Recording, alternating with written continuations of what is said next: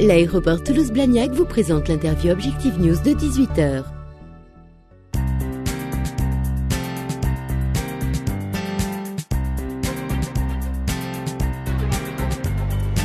Bonjour à tous et bienvenue sur Objectif News TV pour votre interview quotidienne de 18h. Aujourd'hui, j'ai le plaisir de recevoir Patrice Béranger. Bonjour. Bonjour. Merci beaucoup d'être avec nous. Vous êtes vice-président de Magelium, faut-il le préciser, et membre du conseil d'administration du Pacte PME.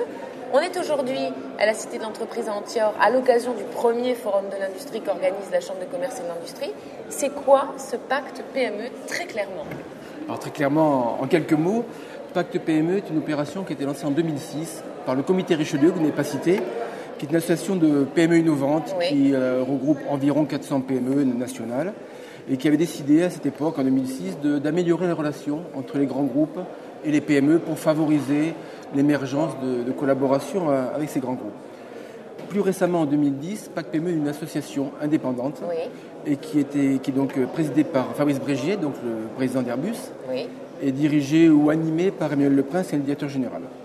Et depuis ces 2 années, le Pacte PME a mis en place des bonnes pratiques pour justement vérifier que les grands groupes respectaient le rôle des PME et surtout avaient une ambition et une volonté de faire grossir ces PME avec pour fil conducteur l'ambition de la France de transformer les PME en ETI. Il faut savoir qu'en France, il y a très peu d'ETI, donc entreprises de taille intermédiaire, alors qu'en Allemagne, il y a 5 fois plus d'ETI qu'en France et que ces ETI en Allemagne font 40% de l'exportation du pays, de l'Allemagne.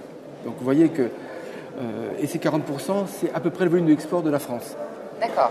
Donc on a un gros déficit et donc cette ambition d'accompagner les PME vers la taille d'ETI et donc vers l'export doit être accompagnée par des procédures, par des mesures pour lesquelles Pacte PME fait signer une charte aux grands groupes qui la signent. Alors, quand je parle de grands groupes, c'est à la fois privé et public qui ont signé la charte, et également les pôles de compétitivité qui sont des partenaires de Pacte PME. Et donc il y a 4 axes qui ont été définis comme bonnes pratiques: l'innovation, relations partenariales, effet de levier pour l'évolution, et j'en oublie un qui est tout ce qui est lié aux procédures administratives. Ce que vous êtes en train de nous dire avec ce Pacte PME, c'est qu'il y avait une volonté de partenariat entre les PME et les donneurs d'ordre. Les relations n'étaient pas bonnes ? C'est une prise de conscience que pour qu'un grand groupe se développe, il lui faut des partenaires fiables et de bonne qualité. Or, les PME offrent à ces structures-là un bon savoir-faire, les ingénieurs sont plutôt fidèles, et des compétences et une réactivité qui est très grande en termes de décision et d'activité, et que c'est un tissu intéressant qu'il fallait donc développer et promouvoir.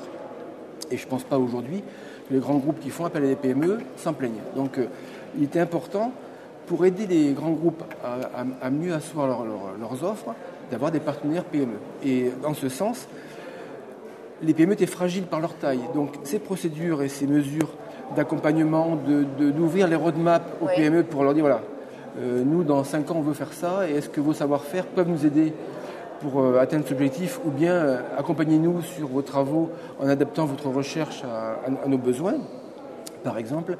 Mais également, il y a d'autres axes sous l'aspect administratif, de modifier le référencement. Aujourd'hui, quand une PME veut adresser un grand groupe, c'est très compliqué, parce qu'il n'y a pas de point d'entrée. Donc, Pacte PME, dans les bonnes pratiques, demande à ce que chaque grand groupe ait un point d'entrée unique. D'accord. Donc on peut envoyer un mail par le site de Pacte PME et donc dire nos métiers, nos activités, nos ambitions, et on est contacté et après cette personne-là oriente, si je prends un groupe comme Thales ou ADS, vers la division qui va bien. Mais également le référencement, où aujourd'hui les grands groupes ont des procédures nationales de référencement et une PME n'est pas capable d'adresser un référencement directement, et par des relations de plus grande proximité, de monter des contrats avec des groupes industriels, par exemple. C'est un très bon exemple. Est-ce que les PME ont facilement accès au marché convoité par les grands comptes ? Est-ce qu'ils peuvent être aussi des rivaux ou pas ? On ne peut pas imaginer qu'une PME qui fasse moins de 250 personnes puisse faire de l'ombre un jour à un grand groupe. Il faut savoir que dans le cas de collaboration étroite avec les grands groupes, la PME a intérêt à conserver une relation intime, si je puis dire, avec ce grand groupe et de ne pas essayer de faire de l'ombre, quoi qu'il en soit. Et donc la PME est sous la coupe du grand groupe ? Pas du tout.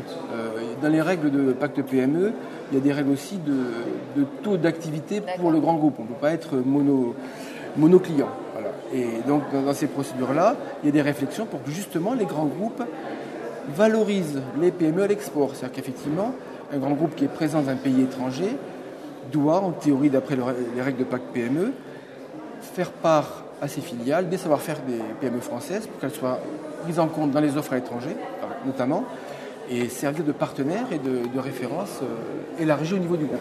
Concrètement, qu'est-ce que les PME peuvent apporter aux grands groupes ?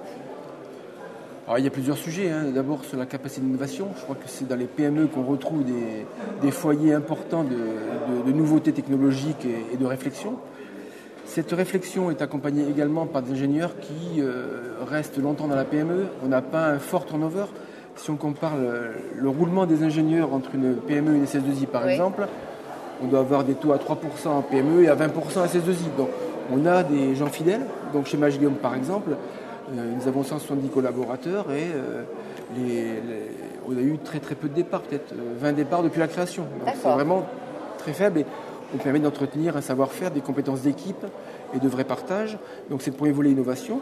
Le second volet aussi, c'est la capacité de réactivité. Donc une PME, elle peut faire prendre rapidement une décision sur un choix technologique, sur de la recherche sur un sujet, voire une décision et de montage de partenariat avec d'autres PME. Il faut savoir que les PME fonctionnent très souvent en réseau et on a eu des occasions de faire des groupements d'entreprises sous des appels d'offres étrangers et 4-5 PME savent rapidement s'associer sur des métiers qui sont complémentaires sans pour autant générer des structures administratives compliquées, des contrats juridiques lourds et difficiles à comprendre. Et je pense que les grands groupes devraient s'inspirer de ça pour justement monter des projets plus rapidement avec les PME. On a une forte activité et technique et administrative. Pacte PME permet cela. Pacte PME permet aussi de vérifier que les groupes adhérents de Pacte PME respectent les engagements. Donc annuellement, il y a un bilan qui est fait par Pacte PME et qui identifie les entreprises qui ont les bonnes pratiques et qui les respectent et fait un classement tous les ans. Et donc je suis heureux d'annoncer que le CNES a gagné en 2011 le premier prix.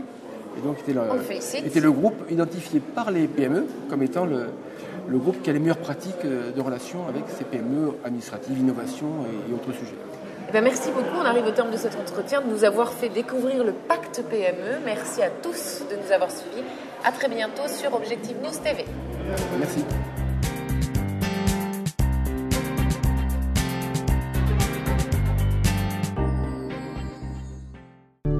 L'aéroport Toulouse-Blagnac vous a présenté l'interview Objectif News de 18h.